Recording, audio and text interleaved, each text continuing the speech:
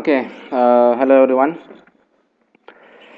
आज का हमारा जो लेक्चर है वो है बेसिकली हम डेटा वेयर हाउसिंग का जो कोर्स है उसको फॉर्मली हम लोग स्टार्ट कर रहे हैं। बेसिकली आज हम देखेंगे कि डेटा वेयर हाउसिंग का जो लफ्ज़ है और इसकी जो इब्तिदा हुई वो कहाँ से हुई, हिस्ट्री और ओरिजिन को हम लोग देखेंगे। फिर एक डेटा वेयर हाउस को हम समझने की कोशिश करेंगे कि ये कैसे एक डेटाबेस से डिफरेंट होता है। डेटा वेयर हाउस और डेटाबेस यानी ऑपरेशनल डेटाबेस में क्या फ़र्क है और क्या सिमिलैरिटीज़ हैं। डेटा वेयर हाउस के हम फीचर्स देखेंगे, यानी वो यूनिकनेस जो कि डेटा वेयर हाउस को डेटा वेयर हाउस ट्रूली बनाती हैं। डेटा वेयर हाउस के एप्लीकेशंस, यूजेस, उसका इस्तेमाल कहाँ पे होता है, ये भी हम लोग देखेंगे। डिफरेंट किस्म के टाइप्स या वेरिएंट्स जो हमारे पास डेटा वेयर हाउसेस के हो सकते हैं वो हम लोग देखेंगे। फिर हम लोग ऑनलाइन ट्रांजैक्शन प्रोसेसिंग OLTP और ऑनलाइन एनालिटिकल प्रोसेसिंग यानी OLAP या OLAP भी इसको कहा जाता है, उसका फ़र्क को हम लोग समझेंगे through some examples. Okay, so data warehouse जो है, जब से कंप्यूटर्स बने हैं डेटा कंप्यूटर स्टोर करते चले आ रहे हैं, चाहे वो मेगा बाइट्स का ज़माना हो, गीगाबाइट्स का ज़माना हो, टेराबाइट्स का, एक्साबाइट्स का हो या इससे बियॉन्ड हो। कंप्यूटर्स हमेशा से डेटा स्टोर करते आ रहे हैं डिफरेंट फॉर्मेट्स में। ऑडियो वीडियो डेटा हो सकता है, डेटाबेस फाइल्स वगैरह, आपके पास डिफरेंट टाइप्स के डेटा जो है वो स्टोर कर सकता है कंप्यूटर, और ये डेटा बहुत बड़ा एक बन जाता है आपके पास, जिससे आपको बहुत ज़्यादा फ़ायदा हो सकता है अपने ऑर्गेनाइजेशन में। सो डेटा वेयर हाउस का लफ्ज़ जो है, सबसे पहले इसको बिल इनमन ने 1990s में ये लफ्ज़ उसने एक टर्म कहा कि जी डेटा वेयर हाउस का लफ्ज़ जो है वो होगा। और डेटा वेयर हाउस में उसने कुछ बुनियादी चीज़ें जो है वो हाईलाइट की कि फॉर एग्ज़ाम्पल सब्जेक्ट ओरिएंटेड होगा, इंटीग्रेटेड होगा, टाइम वेरिएंट होगा, नॉन वोलेटाइल होगा। ये चीज़ें हम लोग आगे देखेंगे, लेकिन फॉर द टाइम बीइंग एक डेटा वेयर हाउस के डिफरेंट फीचर्स होंगे कि ये फीचर्स अगर किसी डेटा में होंगे तो बेसिकली डेटा वेयर हाउस कहलाया जा सकता है। दिस डेटा जो है वो आपको हेल्प करता है एनालिसिस में, और इससे आप इन्फॉर्म्ड डिसीजन मेकिंग कर सकते हैं। यानी ये बुनियादी तौर पे हिस्टोरिकल डेटा होगा और इससे आप फ्यूचर के लिए डिसीजन मेकिंग कर सकते हैं, उसके लिए इस्तेमाल कर सकते हैं। एक ऑपरेशनल डेटाबेस जो हमारे पास होता है, जो कि एक organisation database management system install करती है, फिर उसको बेसिकली उसमें डेटा स्टोर करती है, वो बेसिकली डेली बेस पे उसमें डेटा स्टोर हो रहा होता है। फॉर एग्ज़ाम्पल एक बिज़नेस एग्जीक्यूटिव है, वो बेसिकली क्या चाहता है, वो अपना प्रीवियस फीडबैक देखना चाहता है। वो कोई प्रोडक्ट्स की कंपनी है, इलेक्ट्रॉनिक की प्रोडक्ट, मोबाइल वगैरह कुछ बना रहे हैं, और वो देखना चाहते हैं कि उनके कस्टमर्स ने या सप्लायर्स ने क्या फीडबैक दी है, यानी उनके प्रोडक्ट्स या मोबाइल जो वो बना रहे हैं प्रोडक्ट्स, उसके बारे में उनका क्या कहना है। तो एक्चुअली इस सिस्टम को फीडबैक या रिव्यू सिस्टम कहा जाता है। तो एक्चुअली उसके पास एग्जेक्टिव के पास जो है डायरेक्ट कोई डेटा नहीं होगा इस तरह के एनालिसिस के लिए, और प्रीवियस डेटा जो है वो ऑलरेडी डेटाबेस में अपडेट हो चुका होगा। तो यहाँ पे एक मसला आ जाता है। मसला ये आ जाता है कि ये डेटा उसको कहाँ से मिलेगा। तो ये डेटा बेसिकली वो एक डेटा वेयर हाउस से जो है वो कैप्चर करेगा और फिर उसको एनालाइज करके उससे कस्टमर का जो फीडबैक है, कस्टमर का जो रिस्पांस है उस प्रोडक्ट के बारे में, वो इजीली उससे मालूम कर सकता है। अच्छा, डेटा वेयर हाउस क्या करता है? डेटा वेयर हाउस हमें एक जनरलाइज्ड और कंसोलिडेटेड मीन जिसमें बहुत सारी चीज़ें एक जगह हों, इकट्ठी, मल्टी डायमेंशनल व्यू आपको देता है। मल्टी डायमेंशनल का मतलब ये है कि डिफरेंट सब्जेक्ट के लिहाज से आप इसको एनालाइज कर सकते हैं। ये हमें जनरलाइज्ड और कंसोलिडेटेड व्यू भी देता है, यानी डेटाबेस में तो डेटा डिफरेंट टेबल्स में पड़ा होगा, लेकिन आपके पास यहाँ पे जो डेटा वेयर हाउस में डेटा है, चाहे वो ऑडियो वीडियो डेटा है, टेक्स्ट डेटा है या डेटाबेस से आने वाला डेटा है, तो वो बेसिकली सारा एक सिंगल डेटा वेयर हाउस में पड़ा होगा और उस सब डेटा को आप एट ए टाइम जो है व्यू कर सकते हैं और उसको एनालाइज कर सकते हैं। हालांकि वो मल्टी डायमेंशनल होगा। मल्टी डायमेंशनल का मतलब ये है कि कोई ऑडियो डेटा होगा, कोई वीडियो डेटा होगा, कोई डेटाबेस के टेबल्स होंगे, कोई डिफरेंट टाइप्स का डेटा होगा, लेकिन वो आप सारा इकट्ठा एट ए टाइम एक्सेस कर सकते हैं और उसको एनालाइज करके उससे कुछ नतीजा हासिल कर सकते हैं। इस सिस्टम को बेसिकली ऑनलाइन एनालिटिकल प्रोसेसिंग या OLAP या OLAP भी इसको कहा जाता है, ये सिस्टम कहा जाता है। ये टूल्स बेसिकली इंटरेक्टिव होते हैं। ये जो OLAP टूल्स होते हैं जो डेटा वेयर हाउस पे हम अप्लाई करते हैं वो इंटरेक्टिव होते हैं, यानी आप उसमें कुछ सेटिंग कर लेते हैं, कुछ कॉन्फ़िगरेशन कर लेते हैं और वो आपको एक्चुअली रिस्पांस दे देता है और बहुत ही इफ़ेक्टिव होते हैं एनालिसिस ऑफ डेटा में इन अ मल्टी डायमेंशनल स्पेस। किस किस्म का भी डेटा हो, डिफरेंट टाइप का डेटा, उससे आप जो है रिजल्ट्स ड्रा कर सकते हैं। ये एनालिसिस जो है आपको एक डेटा जनरलाइजेशन और डेटा माइनिंग की तरफ लेके जाती है। माइनिंग कहा जाता है किसी भी फॉर एग्जांपल हमारे पास जो कीमती किस्म के पत्थर निकाले जाते हैं तो वो बहुत ही रॉ मटेरियल से निकाले जाते हैं, तो उस रॉ मटेरियल में बहुत सारी चीज़ें और भी होती हैं, लेकिन हमें वो सिर्फ कीमती पत्थर जो है उससे एक्सट्रैक्ट करने होते हैं, बहुत मेहनत करते हैं उस पर हम लोग। So this process is called mining, and data mining is actually when you extract information from data. Data से जो आप मालूमात हासिल करते हैं, बहुत बड़ा डेटा मेगा गीगाबाइट्स या टेराबाइट्स या इससे भी बियॉन्ड बड़ा डेटा है और उससे आप कोई मालूमात ले रहे हैं, so that is actually called as data mining. अच्छा, डेटा माइनिंग में कुछ टेक्निक्स हैं जो कि आप होपफुली नेक्स्ट जो आपका सेमेस्टर है उसमें पढ़ेंगे। फॉर एग्जांपल एसोसिएशन, क्लस्टरिंग है, क्लासिफिकेशन है, प्रिडिक्शन है।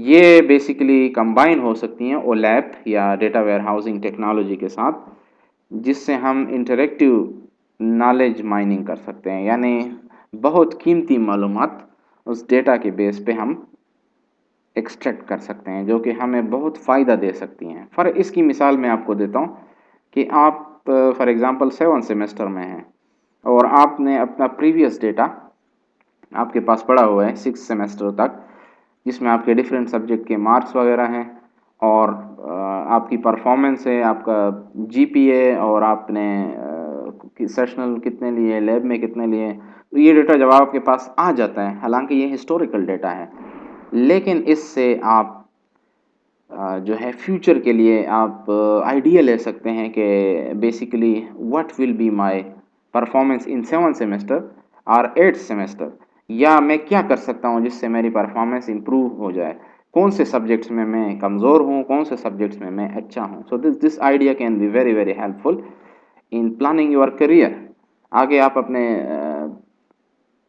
डिग्री के बाद आप प्लानिंग कर सकते हैं कि फॉर एग्ज़ाम्पल कौन से एरिया में मुझे जाना चाहिए आपके परफॉर्मेंस के बेस पे, आपके प्रीवियस रिकॉर्ड के बेस पे।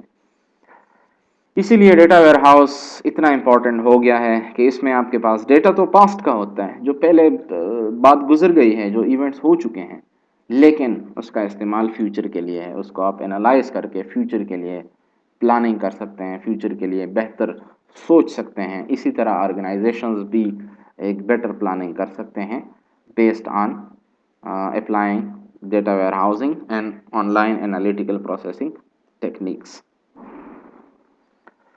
अच्छा, डेटा वेयरहाउस बुनियादी तौर पे ये भी एक डेटाबेस है, क्योंकि हम लोगों ने पढ़ा कि इसका डेटा जो है वो डिफरेंट सोर्सेज से आ सकता है। लेकिन ये एक आम जो डेटाबेस जो ऑर्गेनाइजेशन में इस्तेमाल हो रहा है अभी, उससे डिफरेंट होगा। यानी डेटा वेयरहाउस अभी कम इस्तेमाल होगा या इस्तेमाल नहीं होगा। वो जो डेटा होगा सिर्फ प्रोसेसिंग एनालिटिकल उसके लिए इस्तेमाल हो रहा होगा। वो ऑर्गेनाइजेशन चलाने के लिए इस्तेमाल नहीं हो रहा होगा, वो सिर्फ प्लानिंग के लिए, फ्यूचर प्लानिंग के लिए, एनालिसिस के लिए इस्तेमाल होगा। Frequent updating data warehousing में हमारे पास डेटा वेयर हाउस में नहीं होती। अपडेट्स हम ज़्यादातर डेटाबेस में करते हैं। तो डेटा वेयर हाउस में तो डेटा बस स्टोर हो जाता है, पास्ट हिस्टोरिकल डेटा होता है, तो वो ज़्यादातर हम लोग अपडेट नहीं करते हैं, उसको सिर्फ एनालाइज करते हैं। कंसोलिडेटेड हिस्टोरिकल डेटा आपको प्रोवाइड करते हैं। Consolidated means at one place, सारा का सारा डेटा आपके सामने, आपकी नज़रों के सामने होता है, हिस्टोरिकल होता है, और इसको आप एनालाइज करते हैं अपने बिजनेस को इम्प्रूव करने के लिए। डेटा वेयर हाउस जो है वो एग्जीक्यूटिव्स, मैनेजर्स, उनको ऑर्गेनाइजिंग, अंडरस्टैंडिंग और डिसीजन मेकिंग के लिए इस्तेमाल कर सकते हैं। डेटा वेयर हाउस सिस्टम जो है integration of diversity of application system. Let's say आपके पास एक आपकी वेबसाइट है, एक आपका डेटाबेस है जो ऑर्गेनाइजेशन में यूज़ हो रहा है, कुछ आपके यूट्यूब पे या स्ट्रीमिंग नेटवर्क्स पे आपका डेटा पड़ा हुआ है। तो इन सब डेटा को आप कंसोलिडेट कर सकते हैं, कंबाइन कर सकते हैं, और उससे जो है उसको एनालाइज करके उससे इंफॉर्मेशन एक्सट्रैक्ट कर सकते हैं। डेटा वेयर हाउस सिस्टम जो है वो कंसोलिडेटेड हिस्टोरिकल डेटा एनालिसिस में आपको मदद देता है। तीन चीज़ें हैं, कंसोलिडेटेड यानी सारा का सारा data eight one place, combined, historical यानी पास्ट डेटा होगा, और एनालिसिस आप उस पे कर सकते हैं, आप उससे नताइज हासिल कर सकते हैं कि मैंने क्या पास्ट में अच्छा किया, क्या बुरा किया, कहाँ पे मैं मज़ीद इम्प्रूवमेंट ला सकता हूँ।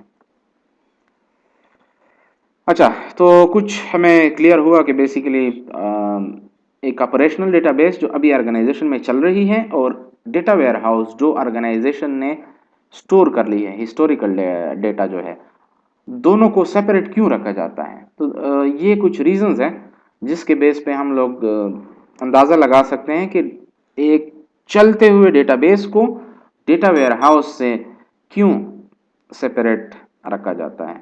सो डेटा वेयर हाउस जो है operational database well known task होते हैं। फॉर एग्जांपल आपके ऑर्गेनाइजेशन में जो अभी काम चल रहे हैं, फॉर एग्जांपल डेली जो सेल्स हैं, परचेज हैं, जो आप एम्प्लॉइज़ का डेटा है, जो डेली प्रोजेक्ट्स हो रहे हैं आपके ऑर्गेनाइजेशन में, वर्कलोड्स वगैरह हैं, तो उसको आप रिकॉर्ड कीपिंग वगैरह के लिए, अकाउंटिंग है आपके पास, ये सारा आप रिकॉर्ड्स वगैरह वहाँ पे रखते हैं। जबकि डेटा वेयर हाउस की जो क्यूरीज होती हैं वो कम्प्लेक्स होती हैं और जनरलाइज्ड फॉर्म ऑफ डेटा उसके लिए आपको चाहिए। यानी ऑपरेशनल डेटाबेस टास्क स्पेसिफिक होता है, इसमें आप क्यूरी चलाते हैं तो वो कोई टास्क के हिसाब से होता है, जबकि हमारे पास जो डेटा वेयर हाउस होता है वो जनरलाइज्ड फॉर्मेट ऑफ डेटा के लिए सूटेबल है। ऑपरेशनल डेटाबेसेस जो है वो कंकरेंट प्रोसेसिंग सपोर्ट करते हैं, multiple user at a time access कर रहे होते हैं। कंकरेंसी कंट्रोल टेक्निक्स हैं, रिकवरी टेक्निक्स हैं, ये सारे हमारे पास डेटाबेस सिस्टम्स में यूजुअली स्टूडेंट्स पढ़ते हैं। रोबस्टनेस आपको चाहिए, कंसिस्टेंसी आपको चाहिए, जबकि इसके मुकाबले में हमारे पास यूजुअली डेटा वेयर हाउस को जो है इतना डेली बेस पे इस्तेमाल नहीं किया जाता इतना ज़्यादा, तो इसीलिए उसमें कंकरेंसी या ज़्यादा यूजर्स का मसला यूजुअली नहीं आता। ऑपरेशनल डेटाबेस क्यूरीज जो है वो रीड और मॉडिफाई दोनों आप करती हैं, अपडेट डिलीट वगैरह आप चीज़ें करते हैं। डेटा वेयर हाउस पे ओलैप की जो क्यूरीज चलती हैं वो सिर्फ ज़्यादातर रीड ओनली होती हैं, उस पर आप सिर्फ डेटा रीड करते हैं। Operational database current data, latest data उसमें होता है, जबकि डेटा वेयर हाउस में हिस्टोरिकल डेटा होता है।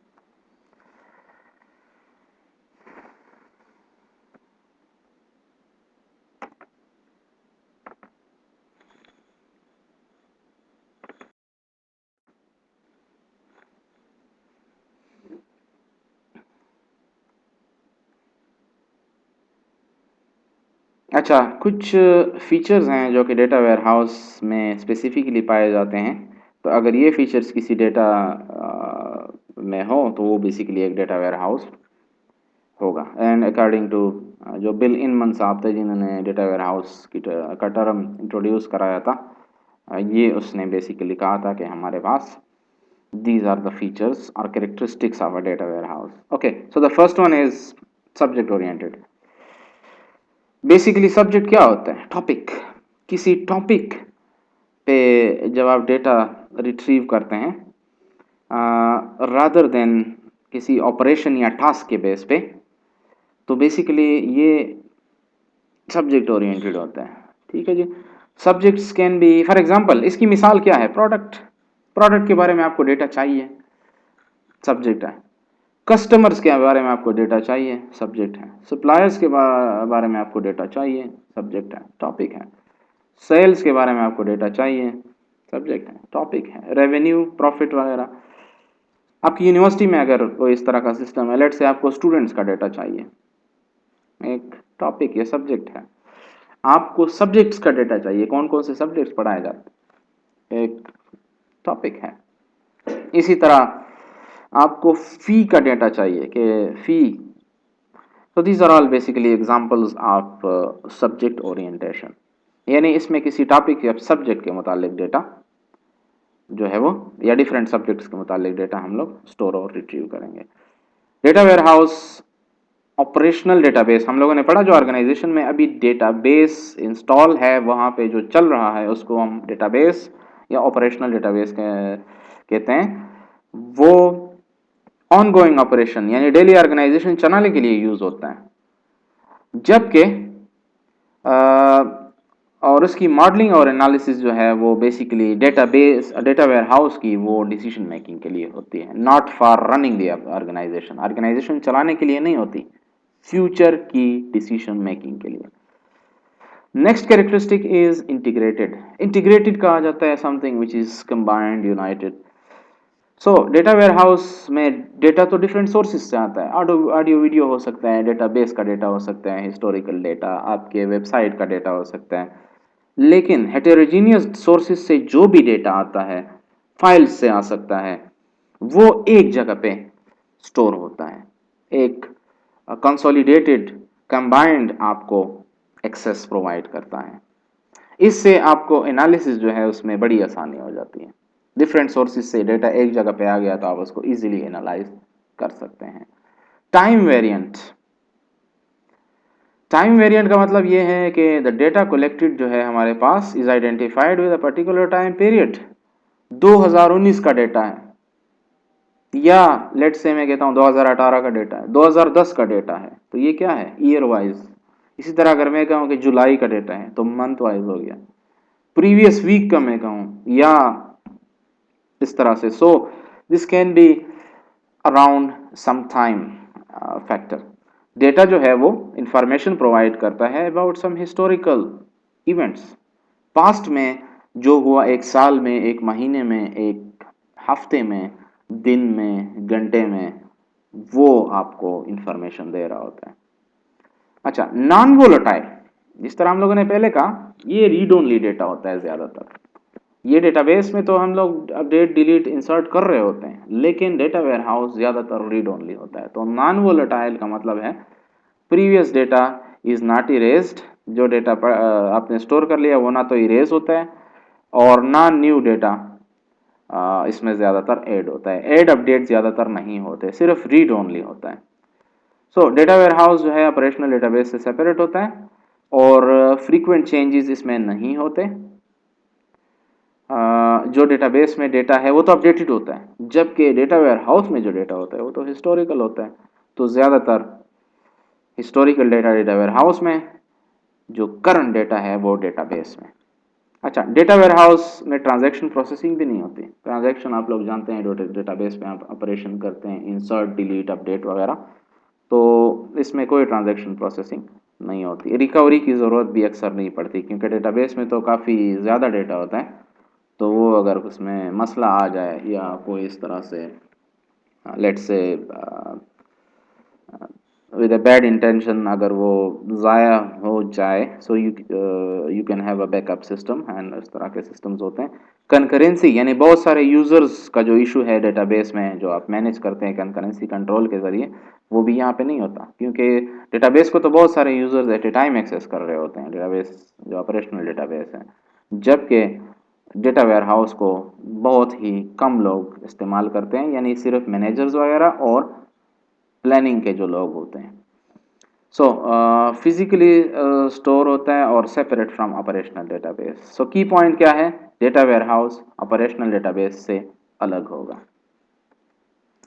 डेटा वेयरहाउसिंग के एप्लीकेशंस हर जगह हो सकते हैं, हर ऑर्गेनाइजेशन में इसका इस्तेमाल हो सकते हैं, जो इसको अफोर्ड कर सकते हैं, जो इसके सॉफ्टवेयर टूल्स वगैरह जो है परचेज कर सकते हैं, मैनेज कर सकता है, जिसके पास टीम है, तो वो हर ऑर्गेनाइजेशन उसको डेटा वेयरहाउस चाहिए होता है, उसके लिए इम्पोर्टेंट है और वो उसको इस्तेमाल करता है। सो डेटा वेयरहाउस जो है डिसीजन मेकिंग का काम करता है, इसकी मदद से आप फ्यूचर की प्लानिंग कर सकते हैं। फाइनेंशियल सर्विसेज में हमारे पास जो इन्वेस्टमेंट कंपनीज हैं, जहाँ पे लोग इन्वेस्टमेंट करते हैं, या फॉर एग्जांपल आपके पास स्टॉक मार्केट वगैरह हो गया, तो these are actually financial services. उनका बहुत ज़्यादा डेटा होता है, डेली बेसिस पे हज़ारों लाखों ट्रांजेक्शन्स, तो उनका जो करंट डेटा है वो तो डेटाबेस में होगा, लेकिन previous data data warehouse में होगा। बैंकिंग सर्विसेज, बैंक्स कितने हज़ारों लाखों कस्टमर्स को डील करते हैं, तो उनका रिकॉर्ड, उनके अकाउंट्स, उनके ट्रांजैक्शंस, उनके हिस्ट्री जो है वो सारी डेटा वेयर हाउस में होगी।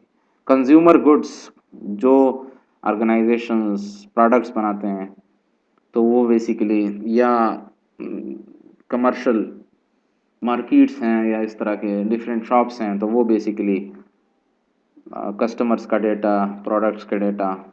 रिटेल सेक्टर में भी आपका इस्तेमाल होता है, जो होलसेलर नहीं होते, रिटेलर होते हैं, आम बड़े बड़े जो ब्रांड्स हैं, तो वो भी अगर उसका अफोर्ड कर सकते हैं तो वो भी ज़्यादातर डेटा वेयर हाउस मेंटेन करते हैं और उसके लिए बंदे जो है वो हायर करते हैं। मैन्युफैक्चरिंग का शोबा, जो आपकी इंडस्ट्री है, जहाँ पे पैदावार हो रहे हैं डिफरेंट किस्म के, कार्स मैन्युफैक्चरिंग है, मोबाइल स्मार्टफोन्स वगैरह जो बन रहे हैं, इलेक्ट्रॉनिक्स के इक्विपमेंट हैं आपके पास, एग्रीकल्चर इक्विपमेंट्स हैं, या किसी भी शोबे को ले लें, वो भी बेसिकली डेटा वेयर हाउस में अपना डेटा जो है वो मेंटेन करते हैं और उस पर डिसीजन मेकिंग करते हैं। हेल्थ, आपके बड़े बड़े हॉस्पिटल्स, आपके बड़े बड़े क्लिनिक्स और इस तरह के सिस्टम्स, वहाँ से डेटाबेस में करंट डेटा और डेटा वेयर हाउस में historical data. Educational institutes, universities, colleges, बहुत बड़े बड़े इदारे जो हैं वो भी आपके पास इस तरह का डेटा जो है वो मेंटेन करते हैं और उस पर डिसीजन मेकिंग करते हैं। Different types of data warehouse applications, हम लोगों ने ऑलरेडी देखा कि डिफरेंट ऑर्गेनाइजेशन, बल्कि तकरीबन ज़्यादातर ऑर्गेनाइजेशंस में डेटा वेयर हाउस जो है वो मेंटेन किया जाता है। So typically data warehousing के एप्लीकेशंस जो हैं वो तीन कैटेगरीज में तकसीम किए जा सकते हैं। इंफॉर्मेशन प्रोसेसिंग, जिसमें आप इंफॉर्मेशन जो है वो स्टोर करते हैं और फिर उस पर basic curing, statistics, charts, graphs वगैरह उससे बनाते हैं। This is called information processing. क्योंकि जब आपकी मीटिंग होगी या एग्जीक्यूटिव से, इस तरह बोर्ड ऑफ गवर्नर्स की या बोर्ड ऑफ डायरेक्टर्स की किसी बड़ी कंपनी में, तो उनको चार्ट्स, ग्राफ्स और इस तरह का डेटा चाहिए कि हमारा प्रीवियस साल का सेल्स कितना था, हम कितने फ़ायदे या नुकसान में रहे 2019 में, 2020 में, 2018 में। एनालिटिकल प्रोसेसिंग थोड़ा आगे है इंफॉर्मेशन प्रोसेसिंग से, क्योंकि उस पर आप एनालिसिस करते हैं, OLAP टूल इस्तेमाल करते हैं, डिफरेंट टेक्निक्स अप्लाई करते हैं, like slicing, drilling, pivoting, which we will be discussing in future lectures. लेकिन ये आपको आइडिया होना चाहिए कि बेसिकली हमारे पास this is much more deep diving, इसमें आप ज़्यादा डीपली एनालाइज करते हैं।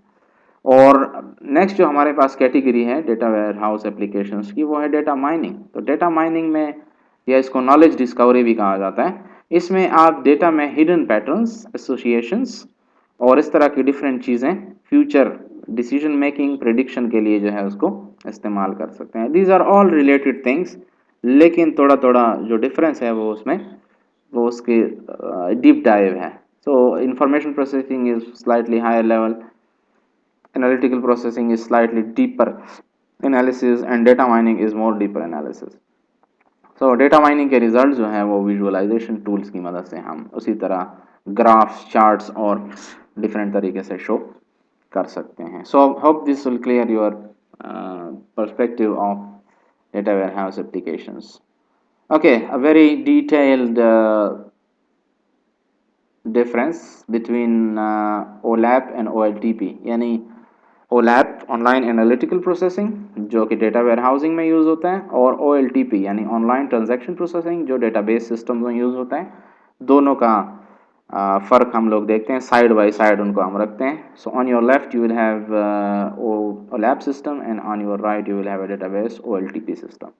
Okay, so it involves historical processing of information. Data warehouse की जो बुनियाद है वो हिस्टोरिकल इंफॉर्मेशन है, और डेटाबेस में, ऑपरेशनल डेटाबेस में day to day processing, day to day data होगा, करंट अपडेटेड डेटा होगा। ओलैप सिस्टम्स जो हैं नॉलेज वर्कर्स, एग्जेक्टिव्स, मैनेजर्स और एनालिस्ट यूज़ करते हैं।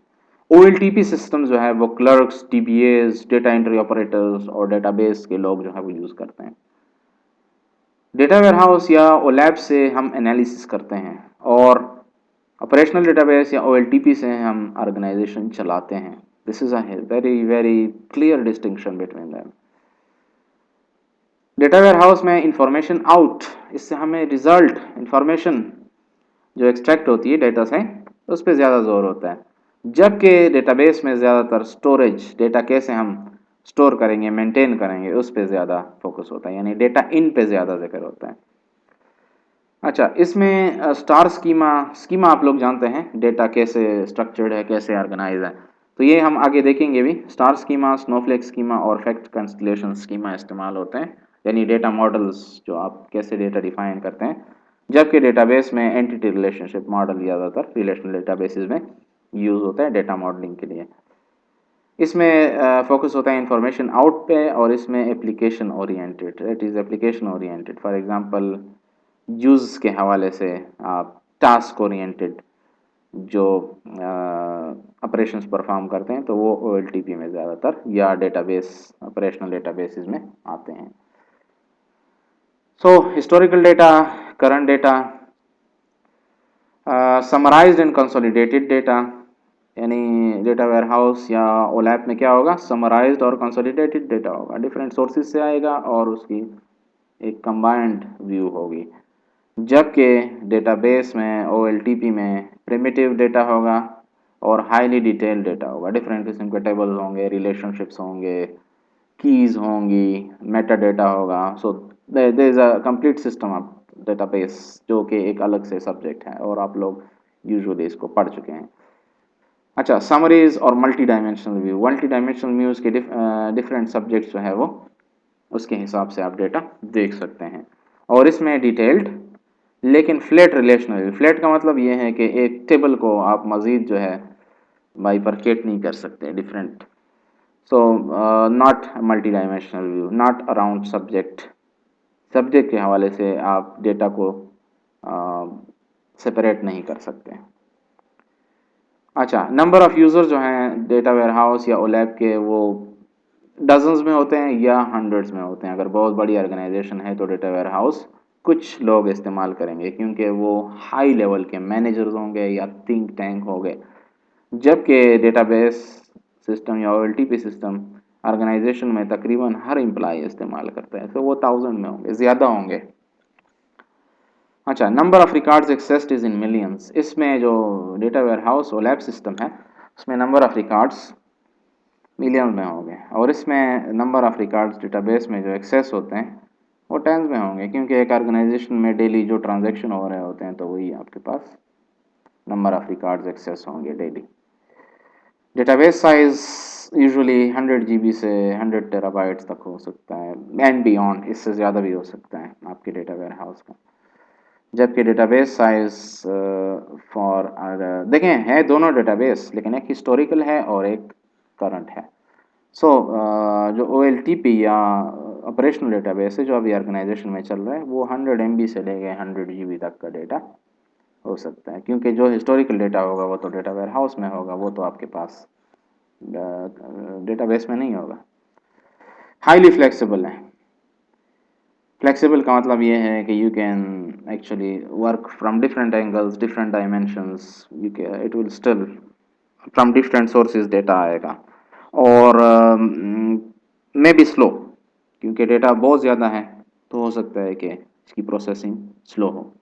जबकि डेटाबेस सिस्टम में तो आपको रियल टाइम एक्सेस चाहिए, आपका ऑर्गेनाइजेशन इसी के बेस पे चल रहा है, डेटाबेस पे चल रहा है, तो इसका मतलब ये है कि काफ़ी स्पीड से आपको डेटा एक्सेस की ज़रूरत होती है, जबकि in a data warehouse you don't need too much high speed, जबकि डेटाबेस सिस्टम में जो कि किसी ऑर्गेनाइजेशन में यूज़ होगा वो हाई स्पीड और परफॉर्मेंस की ज़रूरत होती है उसके लिए।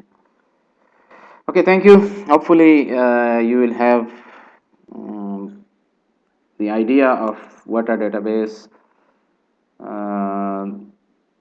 बेस्ड जो हमारे पास सिस्टम होता है जिसको हम लोग डेटा वेयर हाउस कहते हैं, तो उसका आप लोगों को थोड़ा बहुत आइडिया हो गया होगा। So thank you.